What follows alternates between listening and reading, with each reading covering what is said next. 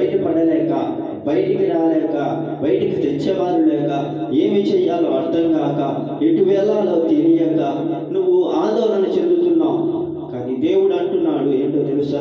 నా ప్రేమను నువ్వు వదిలిపెట్టావు, నా ప్రేమను నువ్వు ఆసరాగా తీసుకున్నావు, నా ప్రేమ వద్దు అని వెళ్ళిపోయావు, నా ప్రేమను నువ్వు తిరస్కరించావు, తృణీకరించావు, అర్థం చేసుకోలేకపోయావు. కాబట్టి ఈరోజు నువ్వు అనాథమైపోయావు, ఏకాకి అయిపోయావు, ఒంటరి పక్షి అయిపోయావు, ఎవరు లేని, దిక్కు లేని ఒక వ్యక్తిగా నువ్వు ఉండిపోయావు. కాబట్టి నా ప్రేమ నువ్వు వద్దన్న తర్వాత వాళ్ళ ప్రేమ ఎలా నీకు దక్కుతుంది అనుకున్నావు? వాళ్ళ ప్రేమ ఎలా పొందుకోగలుగుతున్నావు? పొందుకోవాలి అనుకుంటున్నావు? జరిగే ప్రసక్తి అనేది లేదో ఒకసారి ఆలోచించు.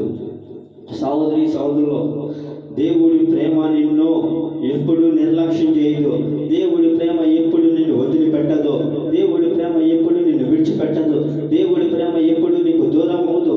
దేవుడి ప్రేమ ఎప్పుడు నిన్ను ఎడబాయదు, నిన్ను అర్ధాంతరంగా ముంచివేయదు, ఏకాకిని చేయదు, అనాథని చేయదు.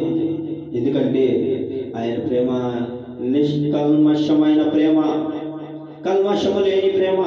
లోకంలో ఉన్న ప్రేమ కల్మషంతో కూడిన ప్రేమ, పాపంతో కూడిన ప్రేమ, పాపిష్టి మనుషులతో కూడిన ప్రేమ, పాపము పనులు చేసే ప్రేమ. నువ్వు ఆ ప్రేమను నువ్వు ఈరోజు